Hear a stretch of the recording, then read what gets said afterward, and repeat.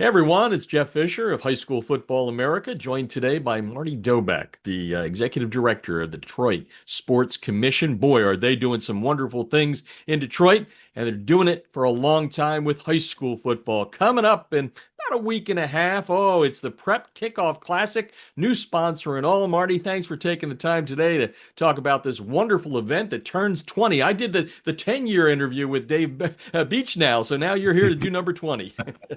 No, thanks, Jeff, and really appreciate you having me on today to talk about the Amazon Prep Kickoff Classic. And you alluded to it. Amazon comes to us this year as our new title sponsor. Relationship that's been a few years in the making with Amazon in our market. They have a very strong presence, really focused on the Metro Detroit community and the footprint here. And there was some momentum created when we hosted the 2024 NFL Draft, because that's our day job really at the Sports Commission is to recruit events to come to our region to really drive economic impact, community impact. So the relationship really picked up some steam with the hosting of the draft, record-breaking draft, which was really exciting and great for Detroit. But Amazon, wanted to do something with the Detroit Sports Commission on an annual basis, and the Amazon Prep Kickoff Classic really lends that platform and that opportunity for them to, further embed themselves in the community because we spread so wide with with our team selection process. We've had nearly 100 schools play in the event since we started in 2005. And it's something that's really near and dear to us. So it's an opportunity for them to really connect with, the community a little bit further and all the participating schools that come with the event. Yeah, and we've been keeping up with the event over the last 20 years at High School Football America, putting out everybody that's playing and all that. This year you got a good matchup in the finale. Two teams in the High School Football America 300 powered by NFL Play Football, Cass Tech at 128 and Toledo Central Catholic at 166. But let's dial it back 20 years and talk a little bit about how it's grown and how the high school football community has kind of accepted this event and really embraced it. Yeah, it was the model of this event was based off of the Cincinnati Skyline Chili Classic. Mhm. And, Dave Beechnaw, who you mentioned, our former executive director, really wanted to create a local event that would involve our local athletes in an opportunity for them to play in that type of atmosphere, a bowl game type atmosphere. Because a lot of events that we're working on bringing some our local athletes maybe don't get to participate in those events because we're bringing visitors through the hosting of the events, not to get too far into the weeds. But it really was that to create just an experience at the end of the day for the athletes, the cheerleaders, the bands, the fans. I mean, the pageantry that comes with high school football and do it on a big stage. We launched it at Eastern Michigan University. Capacity for that stadium around 30,000. So we made the decision in 2011 to starting with the 2012 event to move it to Wayne State University and move it to Midtown Detroit. And it really aligned with the momentum of our city and what was being starting to generate and the upward trajectory that was taking place. So with that move, we also right-sized the event. We went from a 30,000 seat stadium at Eastern, and they were great hosts, to a 6,000 capacity stadium at Wayne State University. And the stars also kind of aligned that year. Wayne State made their run to the Division II national championship. The Lions made the playoffs. So there was a lot of football momentum. And then when we brought our event down to Wayne State, it really just added to that. And it just 20 years in the making, and just the way we've been able to sustain this event and continue to grow and evolve with the times. We've added a girls flag football component into our event with You just took my next question, but go ahead.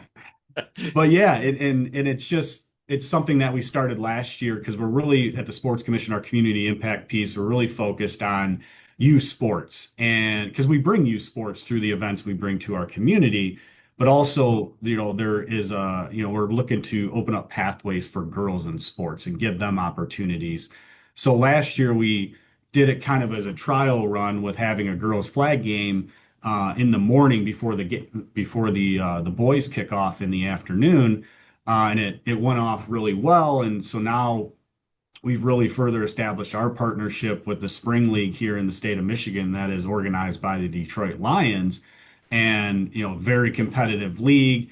Teams continue to grow and double each year. So we took the top four finishing schools from that league and, more or less invited them to our event as, kind of an added bonus for them being successful in the Lions League in the springtime. So it's pretty cool to have that connection point. Yeah, no doubt. Our partnership with NFL Play Football, we're at man, this sport is just exploding. It's fun to watch, and I'm glad that you're getting the gals involved with the Prep Kickoff Classic, sponsored this year by Amazon. Let's talk about the competitiveness. We know what happens on the field. What's the competitiveness like to get for the teams that want to take part in this great event? Yeah, as I pointed out, like the team selection process, we try to be very inclusive. We want to involve new schools from Southeast Michigan and the neighboring states, but we have also gotten to the point where, the schools are pitching us to participate in the event. And then also a lot of times what happens is the head coach is like, well, we only have four home games, so we'd have to give up a home game to come down to Wayne State. So then we only have three, but let us put it past the kids and let the kids vote on it. 100% of the times the kids are voting to come down to our event. So, we're early on, we did have to kind of, we had to recruit, we had to get programs to buy in to come down to this new event, this new experience. But obviously we've really created some credibility along the way. And it's the kickoff event in the state of Michigan, and we like to think, in the Midwest as well with the teams that we've had and the caliber of programs we've had over the years. So, and it's the scheduling process never sleeps either. It's always, we're already looking at 26 and potential teams that might want to get involved, and some teams we had to leave out of this year's event. We'll reignite those conversations for next year. Yeah, and I'll put up a board here that shows the matchups. I've already mentioned the finale at Cass Tech and Toledo Central Catholic. Can you talk about the other ones that the people will be able to see here about the tackle events? Yeah, absolutely. So we kick off the event with Belleville and Clarkston. It's a rematch of last year. Last year, Belleville, Bryce Underwood was their star quarterback, 3-year starter, a 4-year starter, in fact. So this is their first year without Bryce at the helm, under center. And the game with Belleville and Clarkson went down to the wire last year. Just a very competitive game. So we're excited to kick off with that. We're 4 p.m. It's the first game for high school football in the state of Michigan to kick off with that time slot. And then at 7 p.m. we have Lake Orion and Northville, two just traditionally strong programs. Lake Orion has competed for state championships, has won a state championship. This is Northville's, and Lake Orion and Northville actually played in the first iteration of the Prep Kickoff Classic back in 2005. So there's a really nice nod to the history of the event. They didn't play against each other, but participated in the event. But leading into the next day on Friday, and they did play against each other at the Prep Kickoff Classic. The first one was Allen Park and Trenton. Allen Park, just a real strong program in south of Detroit, the downriver area, have participated in 2 state championships over the years. Just a real solid program in Trenton as well. It's probably the best matchup downriver week one of our area and kind of the ecosystem in Michigan. And then we cap it off with Cass Tech, Toledo Central Catholic, which we're so excited about this matchup, and that both coaches are just ready to go. And we did our media day, and both described this game. It's a measuring stick for them, and that's what we love to hear from coaches, is using our event as like, yeah, come out and play a tough opponent out of the gate, see what you have right in week one, and then you can build from there. So Corey Sadler with Cass Tech just announced his commitment to North Carolina, number one recruit in the state of Michigan, just a tremendous athlete through and through. And Toledo Central Catholic, as you know, I mean, just year in and year out, Yep. you can see them in the state finals in Ohio, and there's obviously a connection point with the Michigan, with the Detroit Catholic League up here, and they play some opponents year in and year out. As well. So, it's nice that they're going to make the trip north. And we had them back in 2014, the last time you talked to Dave. Really, really cool to have them back involved with the event. And you just have to put, Ohio and Michigan on a football field, and or should I say Michigan and Ohio? I guess I better do it both ways. And we know what can happen. Absolutely. Yeah, it's gonna be great. No doubt about that. Let's just kind of wrap up a little bit with a look into the crystal ball, right? 20 years. I don't know what Dave thought back in '05, but here we are 20 years later. I mean, what you kind of touched on it a little bit, but you're talking about 2026, but what can this event hold? What can it grow to? What are you thinking about for the future?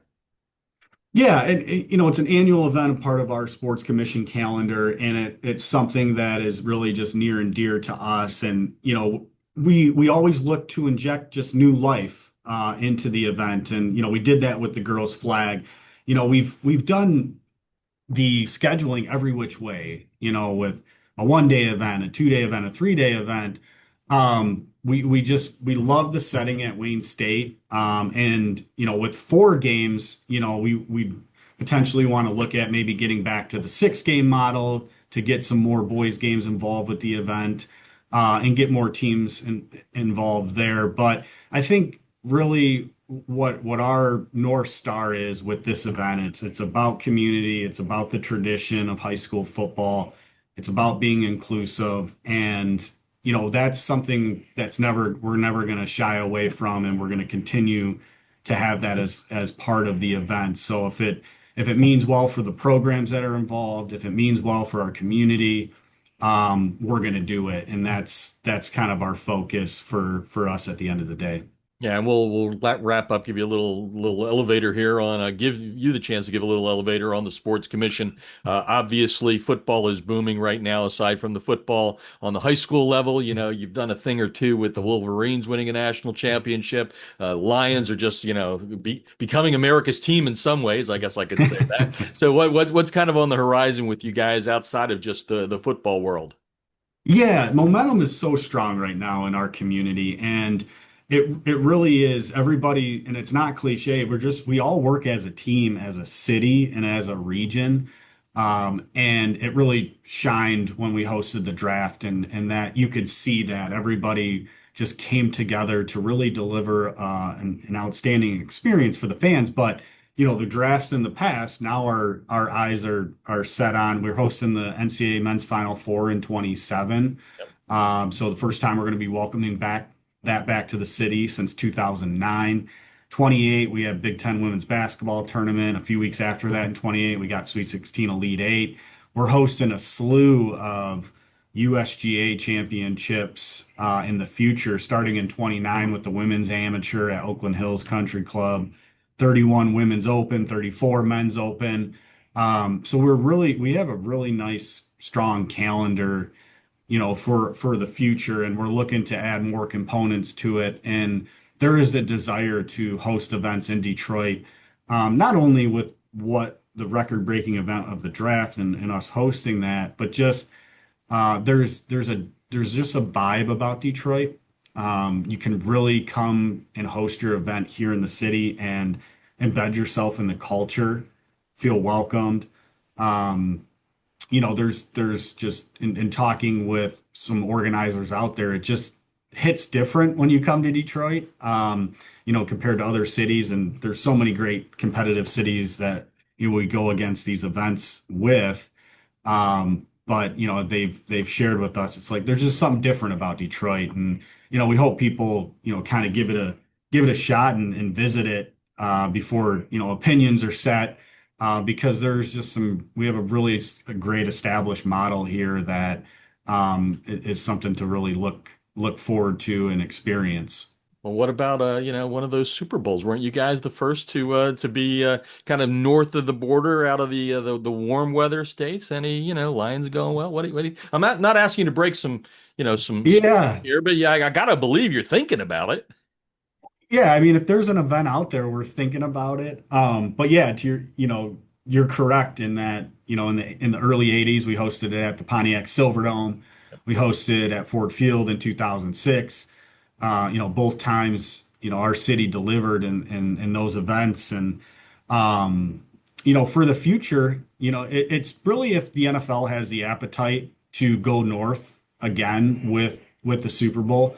The draft really gave them the opportunity to take it to cities that maybe couldn't host a Super Bowl or had that outdoor climate. But you never can say never. And if the Lions come to us tomorrow and say, "Hey, we want to pursue the Super Bowl," because it really would start with the Lions as the team. Haven't got that call yet, but if they called tomorrow, we'd obviously jump on board to support. And we know we would do a great job with that event and create just a nice experience. I have no doubt about that. Well, pretty busy there. So we appreciate you taking the time out of your busy schedule, and we wish you nothing but success with the event coming up. And I'll give you a few closing words here to just kind of sum up what you expect out of this year's event. Yeah, you can expect just 2 days of action-packed football, both, with the boys' games, and that's the foundation of the Amazon Prep Kickoff Classic. But we have some girls' flag football injected into the event, and just a 2 day, football festival from start to finish, and a great way to kick off high school football and all that's great about it around the state of Michigan and the Midwest. Thanks for taking the time with us. Thanks, Jeff. I really appreciate the opportunity.